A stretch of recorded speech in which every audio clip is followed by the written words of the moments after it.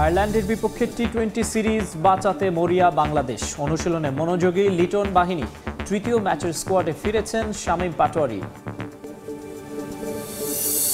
এবং এশিয়ান কাপে খেলার স্বপ্ন অধরাই থাকলো বাংলাদেশ অনূর্ধ্ব-17 দলের। চীনের কাছে 4-0 গোলের হার। ফুটবলারদের ট্যাকটিক্সের উপর দায় চাপালেন ছোটন।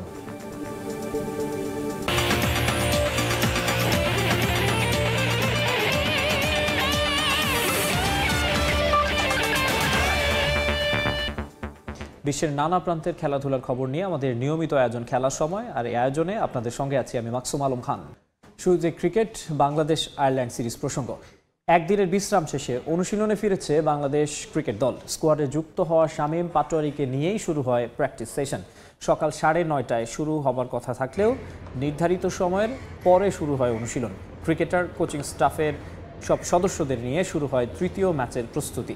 আগের রাতেই বিপিএলে দাম হাঁকানো তাওহিদ হৃদয় ছিলেন ফুরফুরে মেজাজে।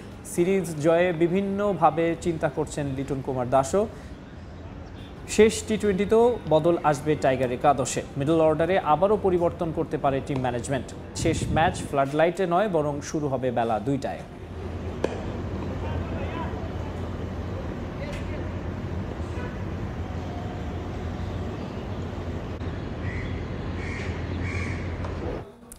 এই মুহূর্তে চট্টগ্রামের বীরশ্রেষ্ঠ মতিউর রহমান ক্রিকেট স্টেডিয়ামে আছেন রিপোর্টার সাব্বির মিথুন। সরাসরি চলে যাচ্ছি তার কাছে। সাব্বির, যেমনটা জানেন যে বিশ্বকাপের আগে শেষ কম্পিটিটিভ ম্যাচ বাংলাদেশ দলের জন্য, এবং এখানে আসলে এই সিরিজের আগে যে বিষয়টি নিয়ে সবথেকে বেশি আলোচনা হয়েছে তা হচ্ছে টিম কম্বিনেশন মেলানো। দল এখন পর্যন্ত আসলে সেই নিজেদের সেরা একাদশটা খুঁজে না পেলেও বাংলাদেশ দল চাইবে শেষ ম্যাচটা টপ নচ একটা পারফরমেন্স দিয়ে, যেখানে আসলে জয়ের পাশাপাশি দল একটা ভালো ক্রিকেট উপহার দেবেন। এবং একটু আগে যে সংবাদ সম্মেলনে শন টেইট, টাইগারদের পেস বোলিং কোচ, উনি এসেছিলেন এবং উনি কিন্তু এমনটাই বলেছেন যে বাংলাদেশ দলের মূল লক্ষ্যটা আসলে ভালো ক্রিকেট খেলা। প্রতিপক্ষ যেমনই হোক না কেন, যে কোনো একটা স্পোর্টিং উইকেটে যে কোনো প্রতিপক্ষের বিপক্ষে যখন আপনি ভালো ক্রিকেটটা খেলবেন, তখন আসলে সেটা একটা বড় আত্মবিশ্বাস যোগাবে বাংলাদেশ দলের জন্য। এবং বিশ্বকাপের আগে যেহেতু বিপিএল এর মতন একটা লম্বা টুর্নামেন্ট রয়েছে, শন টেইট এটা নিয়েও বেশ আশাবাদী যে বাংলাদেশ দলের সবগুলো ক্রিকেটার যেহেতু প্রতিযোগিতামূলক ক্রিকেটের মাঝে থাকবে, সেহেতু বাংলাদেশ দলের জন্য আসলে দুশ্চিন্তার খুব বেশি সুযোগ নেই। এবং এরপরে যখন আসলে বাংলাদেশ দল বিশ্বকাপের ক্যাম্প শুরু করবে, বিশ্বকাপের আগে যে ওয়ার্ম আপ ম্যাচগুলো আছে, সেখানে আসলে সবশেষ যে প্রস্তুতি সেটা নেয়ার লক্ষ্য টিম ম্যানেজমেন্টের। এবং সেই লক্ষ্যেই আসলে আজকে আমরা দেখেছি সকাল 9টা বা 9:30টার সময় থাকলেও তারা কিন্তু কিছুটা দেরিতে অনুশীলন শুরু করে। প্রায় 3 ঘন্টার একটা প্র্যাকটিস সেশন ছিল, যেখানে আসলে লিটন কুমার দাসকে আমরা দেখেছি লম্বা সময় টিম ম্যানেজমেন্টের সঙ্গে আলোচনা করেছেন। তার যে একটা আক্ষেপ ছিল শামীম পাটোয়ারি কেন নেই স্কোয়াডে, সেই শামীম পাটোয়ারিকেও কিন্তু আসলে নির্বাচকরা এই তৃতীয় ম্যাচের জন্য অন্তর্ভুক্ত করেছেন। এখন হয়তো অধিনায়কের আক্ষেপটা কমে যাবে, তবে শেষ ম্যাচে শামীম পাটোয়ারিকে দেখা যাবে কিনা সে বিষয়ে আসলে নিশ্চিত নয়। এবং তার পাশাপাশি মাহিদুল ইসলাম অঙ্কনকে যখন যুক্ত করা হয়েছিল, তাকে আসলে এটা দেখা যাচ্ছিল যে আসলে মাহিদুল ইসলাম অঙ্কন ওই মিডল অর্ডারের সেট আপে কেমন করেন। তবে অঙ্কন কিন্তু কোনো ম্যাচ প্লেইং টাইম পায়নি, এবং শেষ ম্যাচে আসলে আমরা দেখতে পারি যে আবারও হয়তো মিডল অর্ডারে কিছুটা পরীক্ষা নিরীক্ষা করতে পারে টিম ম্যানেজমেন্ট। আমার কাছে বাংলাদেশ আয়ারল্যান্ড তৃতীয় টি-20-র আগে চট্টগ্রাম থেকে এই ছিল সবশেষ। চট্টগ্রাম থেকে বাংলাদেশ দলের সবশেষ খবর জানাতে যুক্ত হয়েছিলেন সাব্বির মিথুন। এবারে বিপিএল এর খবর। নিলাম শেষে হাসি মুখেই বাড়ি ফিরেছে ফ্র্যাঞ্চাইজিগুলো।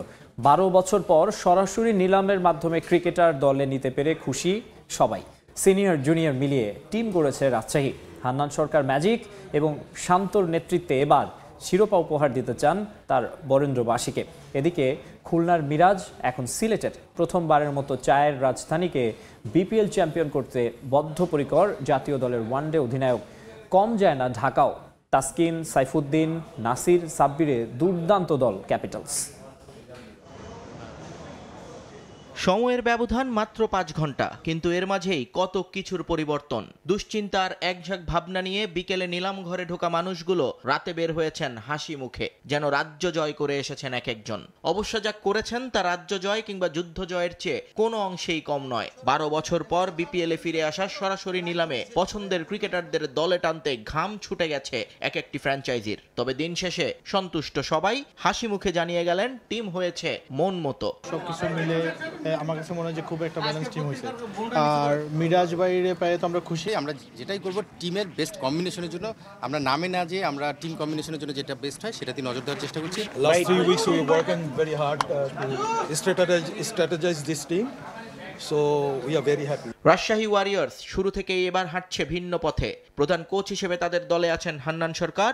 ডিপিএল চ্যাম্পিয়ন এই কোচের হাত ধরে এবার তাদের বাজি বিপিএলে। আর হান্নানের বাজির ঘোড়া নাজমুল শান্ত, সঙ্গে মুশফিক আকবরদের অভিজ্ঞতা আর জিসান রিপন সাকিবদের তারুণ্যে ভরসা ওয়ারিয়র্সদের। আমাদের টিমের মধ্যে ইয়াং বেশ কিছু পারফর্মার রয়েছে, সঙ্গে কিছু সিনিয়রের মিশ্রণ রয়েছে।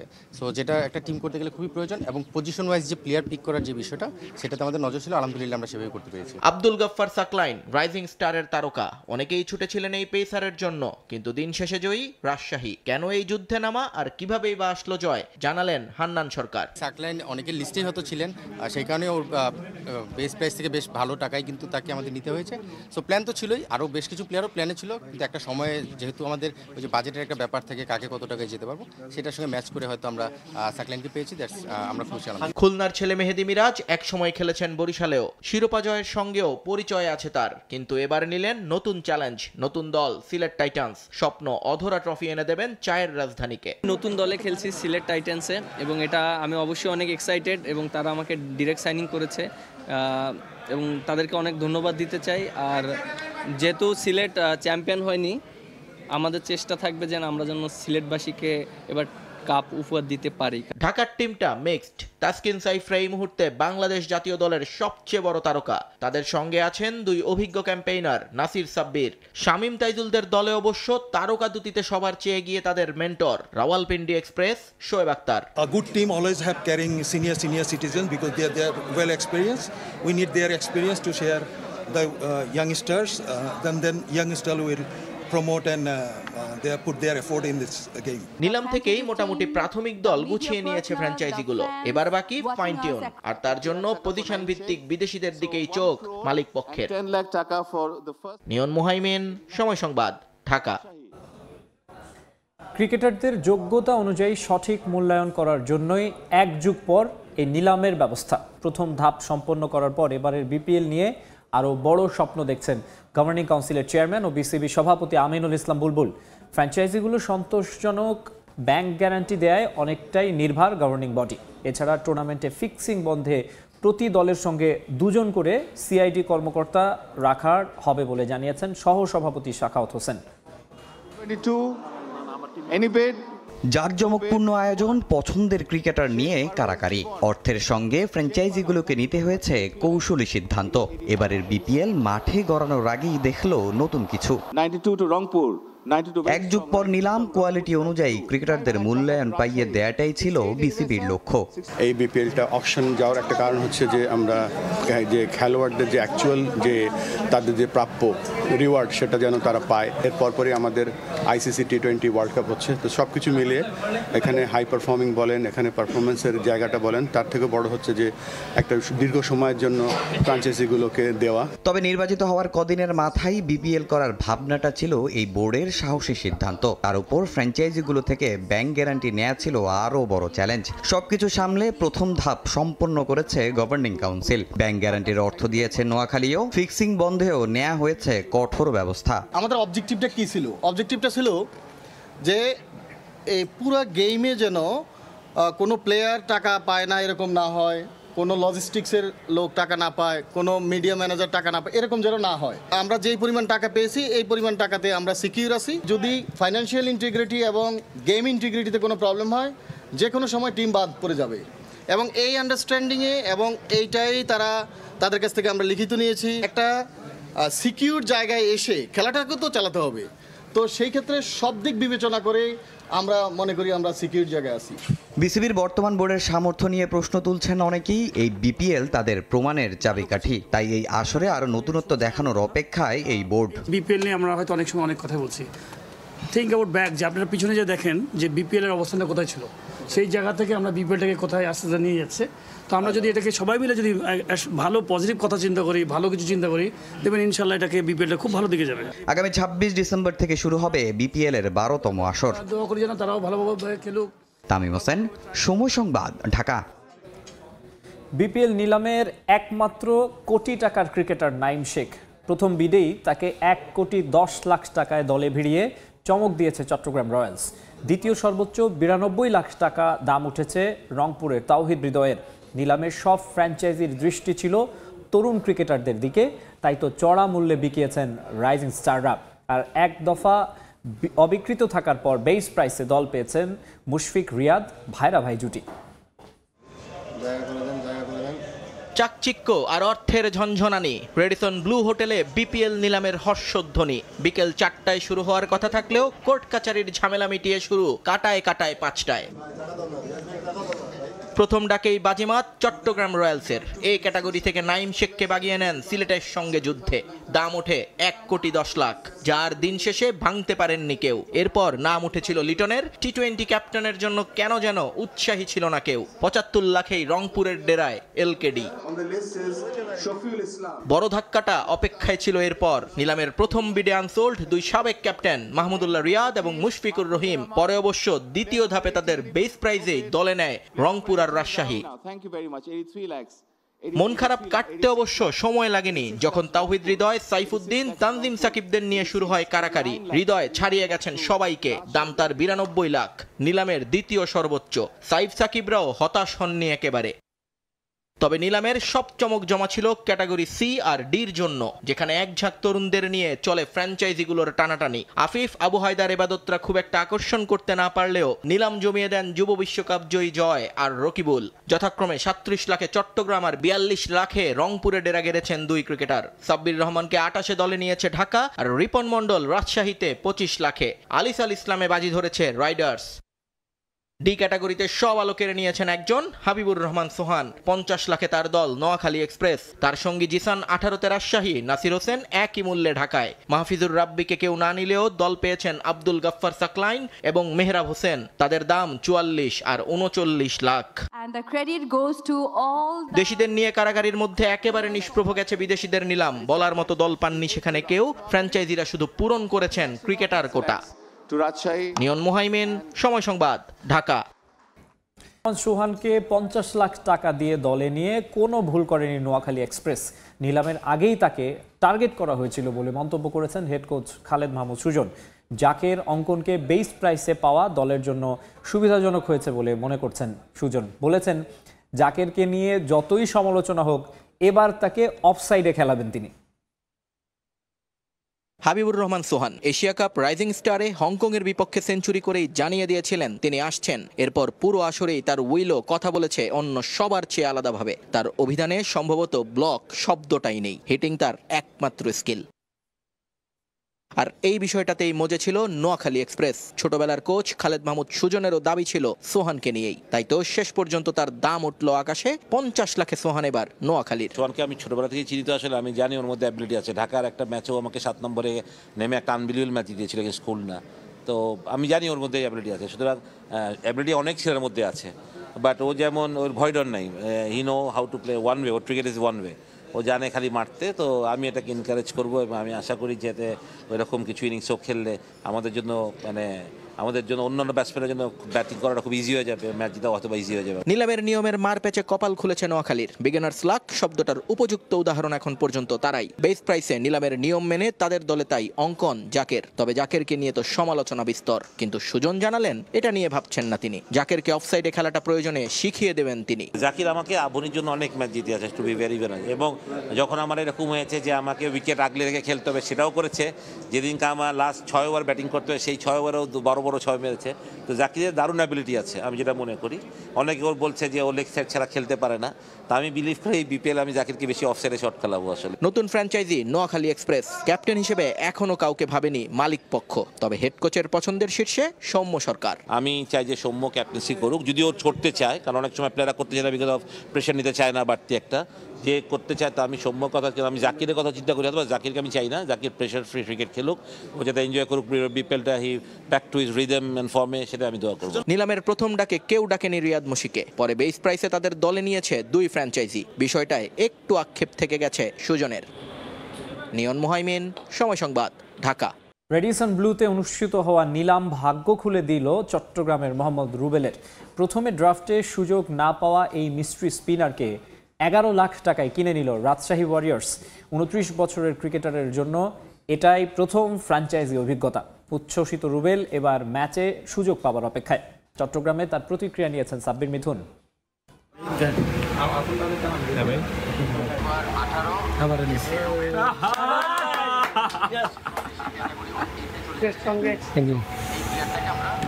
দর্শক, কিছুদিন আগে মোহাম্মদ রুবেলকে নিয়ে আমরা একটা সংবাদ প্রচার করেছিলাম, যারা আসলে বর্তমান এই চলতি বছরে ডোমেস্টিকে দুর্দান্ত পারফরমেন্সের পরেও বিপিএল এর যে ড্রাফট তালিকা রয়েছে সেখানে তিনি স্থান পাননি, পরবর্তীতে স্থান পেলেন এবং প্রথমবারই আসলে দলও পেয়ে গেলেন। এখন আলহামদুলিল্লাহ অনেক ভালো লাগতেছে। একটু টেনশনে ছিলাম, ফার্স্টের থেকে টিম হতে ছিল না, লাস্ট কলে এসে রাজশাহী নিছে, তো রাজশাহী টিম ম্যানেজমেন্টকে ধন্যবাদ জানাইলাম। প্রথমবারে এসে বিপিএল এর নিলামটা পেলেন, লাকিলি। এইগুলো আসলে স্বপ্ন দেখতে বড় করে দেয় কিনা? অবশ্যই, এটা তো অনেক বড় পাওয়া। বিপিএল এ খেলা বাংলাদেশের সবচেয়ে বড় প্ল্যাটফর্ম, যেহেতু এটা তো টাকা আসলে আমার কাছে এখন ততটা ইম্পর্টেন্ট না। আমার কাছে বিপিএল টিম পাওয়াটা ইম্পর্টেন্ট ছিল। এইবার টার্গেটটা কি বিপিএল এ? কনফিডেন্স আছে, ইনশাল্লাহ যদি ম্যাচ খেলার সুযোগ পাই আমি ভালো বেস্টটা দেওয়ার চেষ্টা করবেন। রাশিয়া টিমে আরো অনেক অভিজ্ঞ ক্রিকেটার, নাজমুল হোসেন শান্ত থেকে শুরু করে অনেক সুন্দর একটা কোচিং স্টাফ ও হান্নান সরকার রয়েছেন। এই বিষয়টা আপনার ক্যারিয়ারকে কত বড় বুস্ট আপ করবে? অবশ্যই এটা অনেক বড় একটা অপরচুনিটি, যেখানে ভালো মানের কোচরা আছে, টিম ম্যানেজমেন্টে অনেক প্লেয়াররা, অনেক ন্যাশনাল প্লেয়ার আছে, মুর্শিদ ভাই আছে, শান্ত ভাই আছে। তো ইনশাল্লাহ দেখি আমি ওদের থেকে কিছু নিতে পারবো, ইনশাল্লাহ আশা করি। আপনাকে নিয়ে ভক্তদেরও অনেক অনেক প্রত্যাশা, আপনার জন্য অনেক শুভকামনা, best of luck. Thanks a lot. Thank you. দর্শক, কথা বলছিলাম রুবেলের সঙ্গে। নানান চড়াই উতরাই পেরিয়ে রুবেল এবার বিপিএল এর মঞ্চে নামতে প্রস্তুত এবং তিনি আত্মবিশ্বাসী। তার সেই মিস্ট্রি স্পিন দিয়ে দারুণ কিছু করে দেখাতে পারবেন এই বিপিএল এর মঞ্চে। চট্টগ্রাম থেকে সাব্বির মিথুন, সময় সংবাদ। স্বপ্নভঙ্গ হলো বাংলাদেশের। অনূর্ধ্ব-17 এশিয়ান কাপের মূল পর্বে চীনের কাছে স্বপ্নভঙ্গ হলো লাল সবুজের।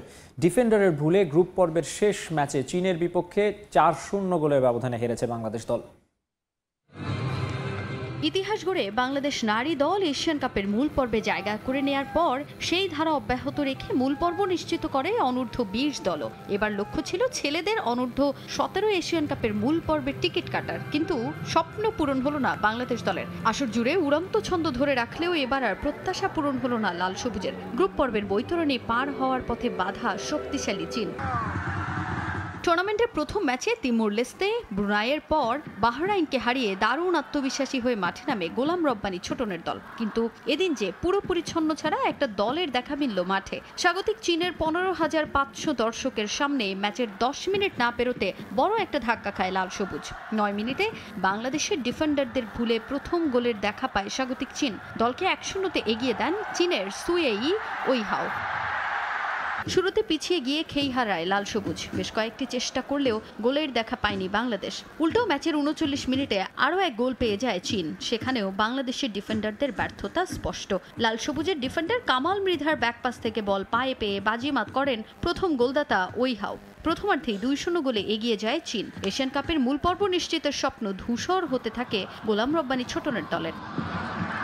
দ্বিতীয়ার্ধে মাঠে নেমে আরও কোণঠাসা হয়ে পড়ে বাংলাদেশ দল। ঘুরে দাঁড়াতে পারেনি লাল সবুজ। ম্যাচের 52 মিনিটে চীনের তৃতীয় গোলে ম্যাচ থেকে একরকম ছিটকে যায় বাংলাদেশ। সতীর্থের শটে হেড করে হ্যাট্রিক পূরণ করেন ওইহাও। স্কোর লাইন হয় 3-0। এরপর আর ম্যাচে ফেরার প্রাণপণ চেষ্টা করেও কাজের কাজ কিছুই করতে পারেনি ছোটন শিষ্যরা। ম্যাচের শেষ সময়ে অর্থাৎ 89 মিনিটে লিড 4 গুণ করে চীন।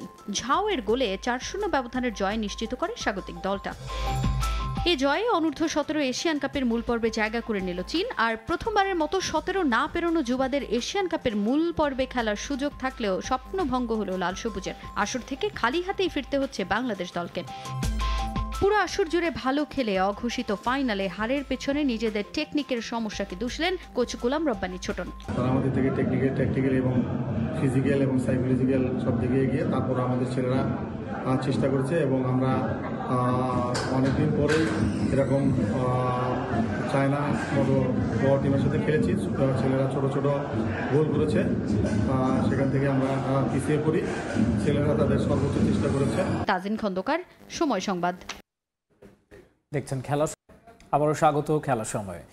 টানা তৃতীয় ড্রয়ে লা লিগার শীর্ষস্থান হারিয়েছে রিয়াল মাদ্রিদ। জিরোনার ঘরের মাঠে 1-1 গোলে ড্র করেছে শাবি আলোনসোর দল। এই ম্যাচে জয় পেলে বার্সেলোনাকে টপকে শীর্ষে ওঠার সুযোগ ছিল লস ব্ল্যাঙ্কোদের সামনে। শীর্ষস্থান পুনরুদ্ধারের মিশনে শুরু থেকেই গোলের চেষ্টা চালায় মাদ্রিদিস্তারা। প্রতিপক্ষের রক্ষণে একের পর এক আক্রমণ চালালেও বল জালে জড়াতে ব্যর্থ হয় ভিনি বেলিংহ্যামরা। 39 মিনিটে এমবাপ্পের গোলে এগিয়েও যায় রিয়াল, তবে ভিএআরে সেই গোল বাতিল করে রেফারি। বিরতিতে যাওয়ার আগে মাদ্রিদের রক্ষণ ভেঙে দলকে এগিয়ে নেন অ্যাজেডিন ওনাহি। দ্বিতীয়ার্ধে গোলের জন্য মরিয়া হয়ে খেলতে থাকে অল হোয়াইট বাহিনী। ব্যবধান বাড়ানোর সুযোগ আসে স্বাগতিকদের সামনেও, তবে তা কাজে লাগাতে পারেনি তারা। 67 মিনিটে পেনাল্টি পায় রিয়াল। স্পট কিক থেকে গোল করে দলকে সমতায় ফেরান এমবাপ্পে। এরপর আর কোনো গোল না হওয়ায় পয়েন্ট ভাগাভাগি করে মাঠ ছাড়ে দু দল। 33 পয়েন্ট নিয়ে টেবিলের দ্বিতীয় অবস্থানে রয়েছে রিয়াল মাদ্রিদ।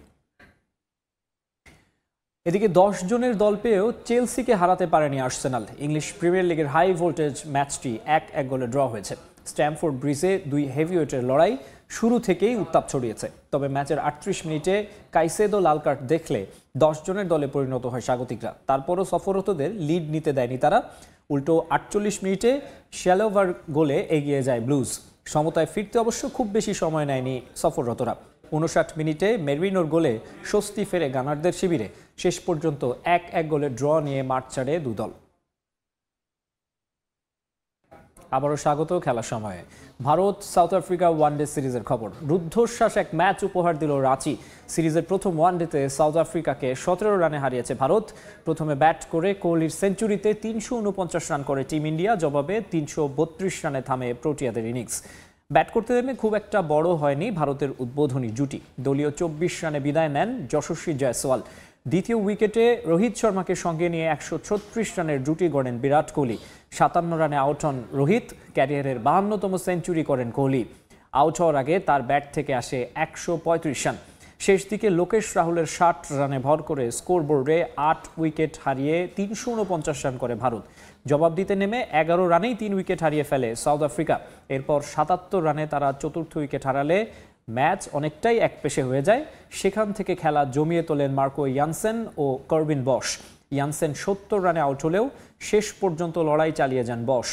শেষ ওভারে তিনি আউট হওয়ার আগে তার ব্যাট থেকে আসে 67 রান। সবকটি উইকেট হারিয়ে 332 রানে থামে সাউথ আফ্রিকা। খেলার সময় শীর্ষ সংবাদগুলো জানিয়ে দিচ্ছি আরেকবার। আয়ারল্যান্ডের বিপক্ষে টি-20 সিরিজ বাঁচাতে মরিয়া বাংলাদেশ। অনুশীলনে মনোযোগী লিটন বাহিনী। তৃতীয় ম্যাচের স্কোয়াডে ফিরেছেন শামীম পাটোয়ারি।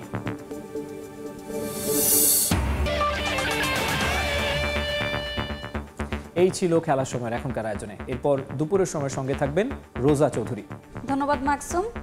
দুপুরের সময় নিয়ে আসছি কিছুক্ষণ পর, সঙ্গে থাকুন সময়ের।